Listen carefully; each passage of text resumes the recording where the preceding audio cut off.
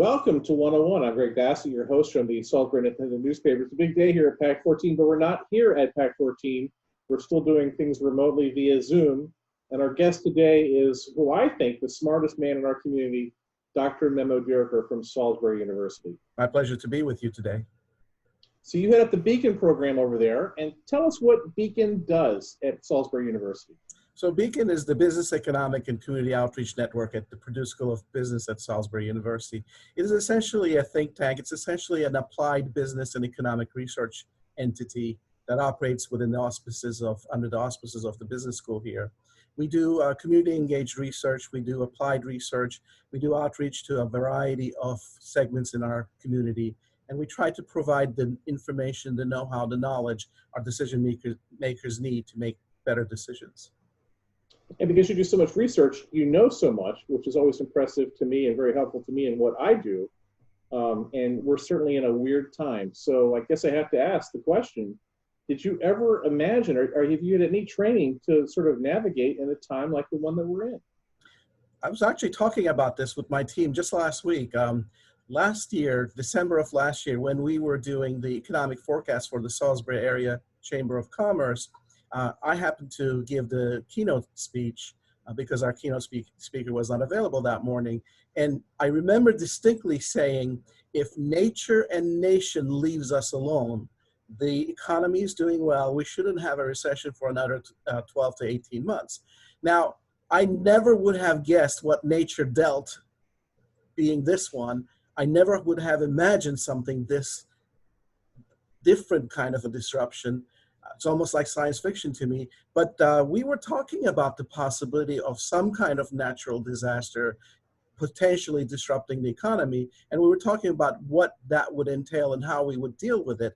Obviously, this is several magnitudes of order bigger than what we imagined. Science fiction, really. Right. Well, being an academic, is this an exciting time for you to actually go through a process like this and learn from it? It is, I wouldn't call it exciting, but it is definitely interesting. I wish I could have the luxury of looking at it as if it had happened in the past, but living through it is very interesting in a kind of challenging kind of way, because one of the things we do at Beacon is we're actually pretty good at something called scenario analysis and scenario planning. This is something we've been doing for over 20 years here. So we look into the future and we look at possible viable future scenarios. And then we try to develop plans and action steps for each one of those scenarios. Well, the problem is when you do scenario planning, probably about 75 to 80% of the future scenarios are fairly predictable, that the viability of them coming to pass is measurable, at least somewhat quantifiable. Here, the crystal ball is so murky that we're really trying to create a very large number of scenarios with a very large number of variables. So it's challenging, it's interesting, and it is a learning experience, as you said, for us here. Right, and when you go to plug the data in, there's so many unknowns. It's like you don't have the data that you need really to make a judgment. Yeah, one of the techniques we use is the start with the worst case scenario. Nothing changes, we still have to be at home, the economy's at zero, which hopefully is not going to be the case, but we extend that for up to 24 to 36 months. We start as that beginning point of absolute worst case scenario. Then we go to the other extreme, we say, look, somehow vaccine is found and approved or some kind of treatment is found that is effective. So come September, everything is going to start getting better. So between those two extremes, we start building viable scenarios of what we think is going to happen to the various variables we're looking at, as well as what our reactions could be. And when I say it could be government, it could be private sector, it could be different economic activity sectors. So we try to play that game of let's write the future as if we were already in the future and we're looking back. You know, in the 35 years that I've worked with you, and it really has been that long that I've worked with you on things, one of the things you taught me early on economically is that when a recession or a downturn comes here, it gets here a little bit later and it hangs on a little bit longer. Yeah. Do you think that will be repeated with the economy with the pandemic? historically, that has always been the case. With the one exception was the last recession, because it was so much real estate dependent, and because here, especially in the resort areas, we're so real estate dependent as well. We got in fairly quickly, but we also got out much later, and we didn't really truly totally get out before this new one hit. So this one hit everybody at the same time. There's no escaping this one. There's no rural insulation from it. As to getting out of it, I'm afraid the good old scenario is going to repeat itself again. It's going to take us longer to get out from, compared to Maryland, and definitely compared to the nation, and definitely compared to Maryland. Yeah, that's a good point. In 2008, I remember you were giving me good counsel because people just started walking away from their houses in Ocean City, their second homes. And our legals revenues went way up because things went into foreclosure, and we couldn't figure out what was going on. And the recession had started. It was things were going crazy on the Western Shore, and it became a telltale on the Eastern Shore. Yeah, and this particular disruption the magnitude of it is so mind-boggling. We just, in recent memory, have nothing to compare it to. You could try to compare it to the Great Depression in the 30s, but even then, the world wasn't as global. The world wasn't as interconnected as it is today. And the way we have the economy set up now, the impact is much greater than even if you had the same number of people or same percentage of people out of work. The impact is much greater today because we are so interconnected. In Salisbury, our economy is based on the medical, the health care that we offer. Education is certainly really, really important. There's a lot of manufacturing, the retail center, certainly here. But what I've noticed too is the service industry, the service sector is what's going to be most impacted by what's going on right now. And we talk about it being a service economy all the time, but when you go down to Ocean City this spring and you see that the place is completely empty because the restaurants are closed, you really learn quickly how really seriously it is all based on service. Correct. And it's the disruption this time is two-sided. One, the supply of services had been cut off because everybody was staying at home. Two, when you even open up the supply and let the businesses open, the economic activity sectors open up, the question remains, will the customers want to go back?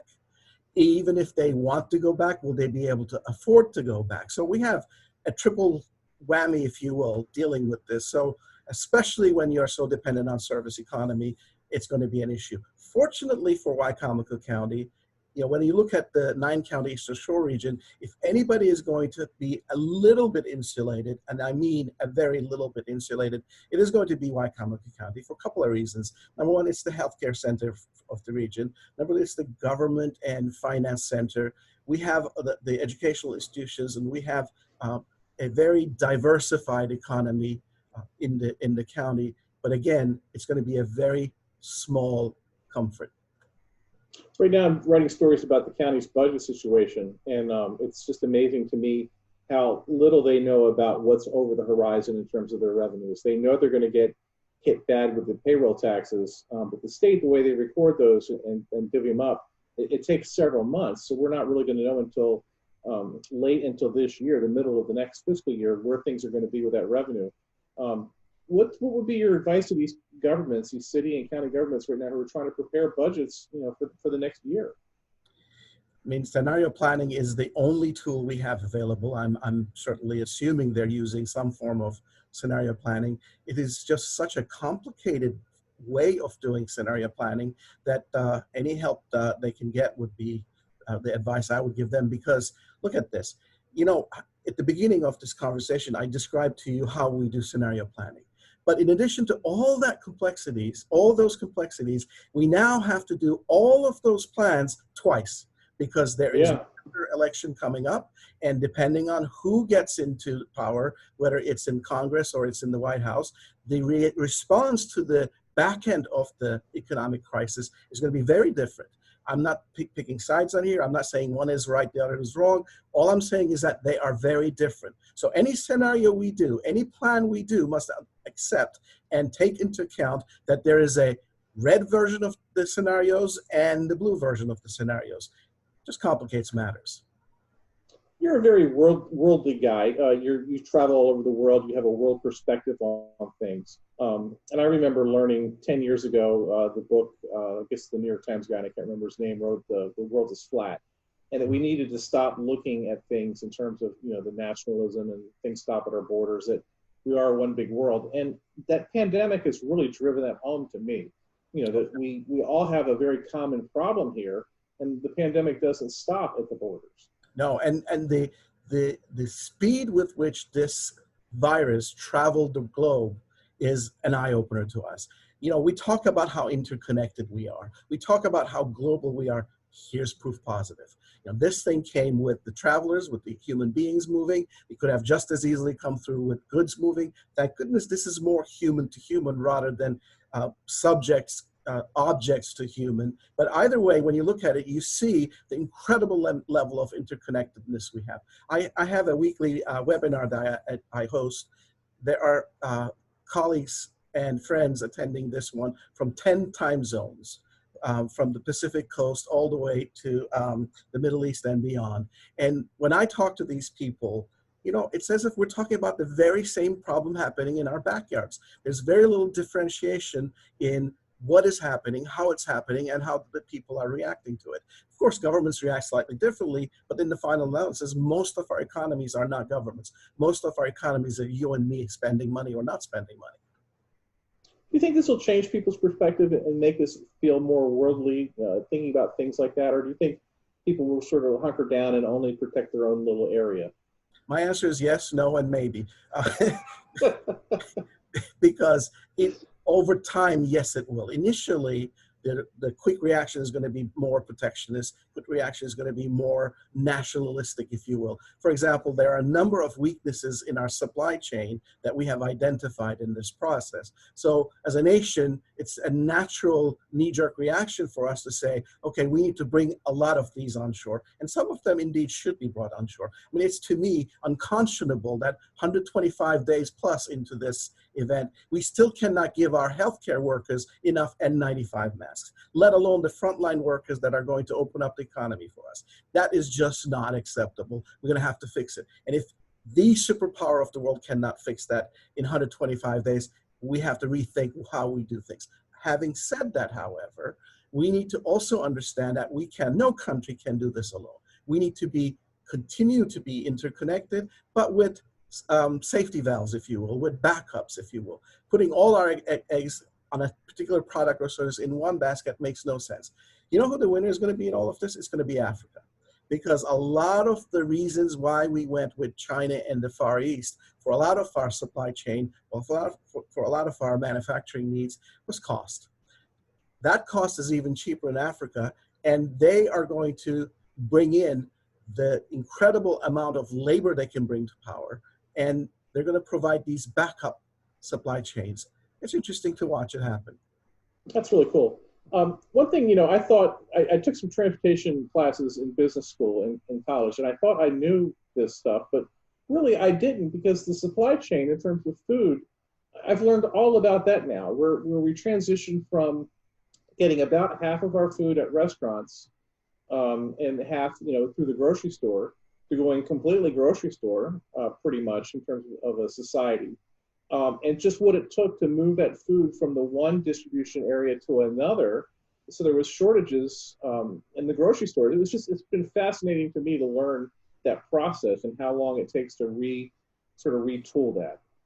And my profession should accept some of the blame in all of this, because we are the ones who invented just in time. We are the ones who promoted just in time. We are the ones who tried to reduce the amount of capital tied up in the supply chain itself. We said, if we can concentrate the capital at the manufacturing and at the marketing of it and not waste a lot of money in the middle of it, we're going to do fine. What that means is we had no resilience. We had no backup plans to be able to deal with an emergency of this size. Of course, we had small backup plans that in a week's time we could shift things here and there, but not wholesale the way we're doing. It's not that we don't have enough paper, but we still cannot get sufficient numbers of amount of toilet paper or paper towels because the supply chain has not adjusted, because the manufacturing system is still producing paper for industrial use for buildings like the one I'm in that we don't need.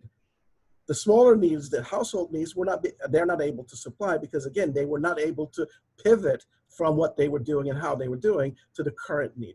If that pivoting is going to take 6 months or more, we need to come back and revisit that. And my industry, my profession, the academic researchers that look into management science are going to have to rethink what they have been promoting over these past 25 to 30 years. I think post-pandemic, it's going to be interesting to see too, that we're doing Zoom meetings and work life and business life goes on this way. Will there be the need for offices in the same way and the need for people to actually be together in offices? I wonder what that's going to do to the business world. Well, a lot of this had already been changing slowly. There was a lot of telework conversations happening. Retail, there was a lot of movement from face-to-face retail to e-commerce and even m-commerce, mobile commerce. But now that we've seen and experienced it, it is going to be very hard and even unnecessary to go back to what used to be normal. The new normal is going to have maybe more space for fewer people, for limited use. My team is so productive right now. In fact, in some ways, we are even more productive than we used to be face-to-face. And now that some of my graduate assistants graduated and we're working with a smaller staff, we're not suffering any productivity declines. Quite the contrary, as I said, we're getting more productive because we're not wasting time going from meeting to meeting. We're not wasting time at the water cooler. We're actually focused on what we're going to do. 1 hour meeting at the most. In fact, we are using rubrics such as 45-minute meetings so that we have 15 minutes between meetings. All that is the genie's out of the bottle. We now know this thing works. We now know that not everything requires a 9 to 5 in-face presence at the office. The task is more important than the time you take at a specific location to deliver that task. A lot of our meetings that used to happen on the other side of the bridge and in other states, we no longer do those. We're saving enormous amounts of money, time, and mental energy just by not traveling from A to B, just having these kinds of conversations we're having. The arts industry is finding all kinds of ways to do what they call containment or whatever they name it, to be able to deliver their art to the patrons via electronic means. So the genie is out of the bottle. This is going to be a complete new world even after the pandemic. So much of your professional life is research and also doing forecasting, but you're also a college professor working with students, and you're having to do all that online. How were you able to make that adaptation? Well, the conventional wisdom on this is face-to-face is better than online. Not always. There are certain situations where online is better, other situations where obviously face-to-face is better. The online format is just a tool. It's just a tool, a platform we use to deliver knowledge, to interact with our students. Depends on what you're trying to do. If you're trying to get them to learn some medical technique on a simulation dummy, you cannot do that online unless you deliver a simulation dummy to everybody's house. On the other hand, I recall teaching a PhD class on leadership online the semester after I had done it in person. I have no doubt in my mind that the online version was better than the in-person version. The amount of thought that went into the students participating online, usually the online discussion boards, the asynchronous versus synchronous activities, these are all tools. Just the way my Blackboard is a tool, just the way my camera that looks at the document I put underneath it and puts it on screen, these are tools. The instruction has to start with what is my objective, what I'm trying to do, what I'm trying to get to the student, what is the learning outcome, and how can I deliver it best. Online works. Mitch Daniels, the president of Purdue University, former governor of Indiana, had an op-ed yesterday in the Washington Post that everybody was talking about. At least over the weekend, there was a lot of discussion about it, advocating in favor of reopening the universities this fall. Where do you see that going? What do you think might be happening for Salisbury University?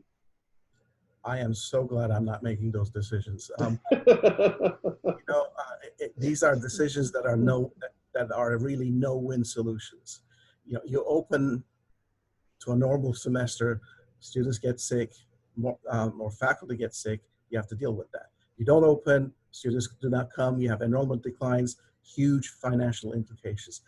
as I said, these are very, very difficult decisions. And I'm watching what our institution is doing, our system is doing, as well as other universities around the country.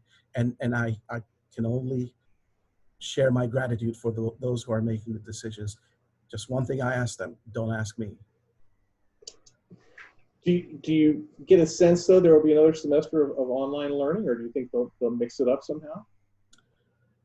Let's look at what's going to happen this summer. If the second wave comes in this summer, it would be very difficult to see all universities coming back. Some universities will come in with new kinds of arrangements, maybe 1/3 at a time coming to classes. But if the numbers go up again, how are you going to make that decision? If they don't, still, it's not an easy decision to make. I'm hoping, I really am hoping that there will be some form of students on our campuses. This is the life I have chosen for myself.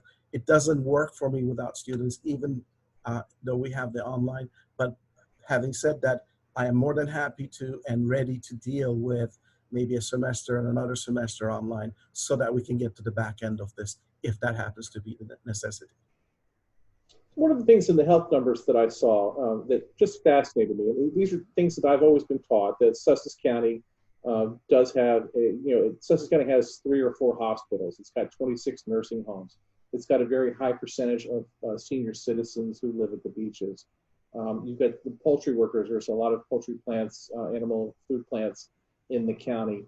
And it's kind of a recipe for disaster with this pandemic in terms of lots of people being able to get sick just because of the demographics of that county. So compared to Wicomico, there was certainly more incidents going on in Sussex. It's all part of our SMSA, so we were sort of a hotspot there for a while. But it was just interesting that the demographics that you taught me really became very real in terms of who got sick and when and how. Yeah, in the interest of full disclosure, I am a board member of the Peninsula Regional Health System, as well as the board chair of the Peninsula Regional Medical Center. So I can only answer that question in very general terms, looking at the entire United States. We're seeing very clear indications as to what types of demographics get impacted. And density, population density seems to be a very important variable here. The more density you have either at work or at play, the more likelihood of infection. This virus likes proximity. So regardless of whether you're at a beach or at an open air market here, or even at a restaurant, outside seating at a restaurant, if you maintain that 6 feet difference, if everybody wears masks, not to protect themselves, but to protect the others, and if they observe good hand hygiene, their chances of getting infected tends to be a little bit lower. In fact, if everybody in your environment wears a mask, if you're in an enclosed space, your likelihood of transmitting or receiving it from the other side goes down by 75%. Yesterday we looked at the Memorial Day, and we read all kinds of people honoring our veterans and remembering them. But remember, they sacrificed for us. How big a sacrifice it is to wear a mask to protect our fellow citizens. I just don't get it. Yeah, it seems to me like it's just polite at this point. Exactly. It's just kindness. And our vulnerable citizens, I don't want to go to my mom's house, 9-year-old mom house, give her something. I don't even go into her house. I stay on the deck with my mask on and talk to her through the deck. I love her. I want to be with her, but I don't want to give her any risk. You talk about PRMC. I was on that health council call last week. And, I'm supposed to be cynical and ask the hard questions and, doubt that people are doing their things correctly. And I couldn't find any holes in the presentation at all. I was just amazed at how they've reacted to this thing and how they've been able to control that curve and the really good work that they have done over there. I have to say, I'm very impressed. I am very biased, of course, being on the board. And I'll tell you something. Take that bias away and just look at the basic numbers. Our numbers are so much better than the state numbers and than the national numbers. The team at PRMC, the team at the Peninsula Regional Health System, they're doing something right, and I'm so proud of them. Yeah, I said to a nurse friend of mine today, I said, well, things must be getting better over there. And she's like, no, we're still in the middle of this thing. We still have a lot to do. We have 44 patients. we are working like crazy over here. So, the perception that things are better is not necessarily true No, because there's a lot going on things inside are that not building. better, and people don't realize that treating a patient that comes in with or suspected of having the coronavirus, it's a very labor intensive, very difficult process. It's not just as if you're treating somebody coming in with pneumonia. There's so many precautions that need to be taken. There's so many technical things you need to deal with, physical separation. Um, in fact, one of the things are people have learned to write backwards because they're writing the orders or the communicating through the glass separation, and they write on the glass backwards so the person at the other side can read it. I mean, these are little things. And then look what they did with the conference room at the basement of the building. Within 2 weeks, they turned a conference room to a negative air pressure ICU with, forgot how many beds, 40 plus beds in it. It's funny dealing with readers. I got the news that they were turning the conference room into the center, and I was like really impressed with that forward thinking. But I had a reader call and said, "Things are terrible over there. It's so bad. They're having to turn conference areas into hospital beds." And I was like, "Well, yeah, but it's not that bad. It's preventative. It's proactive. It's good." And one of the things I find so impressive is that that facility is going to be converted back to a conference room. Right. However, all the infrastructure is going to stay in place. So if another pandemic of another sort comes in, or if this one gets bad again, we can turn it around much quicker than we did this time to stand up another ICU with 40 plus beds, maybe over a couple of days instead of a couple of weeks. I ask this question to you all the time, and I do it because I love the answer, but you're someone who could live anywhere in the world. You've got the skills to work and live anywhere, and you have chosen to be here.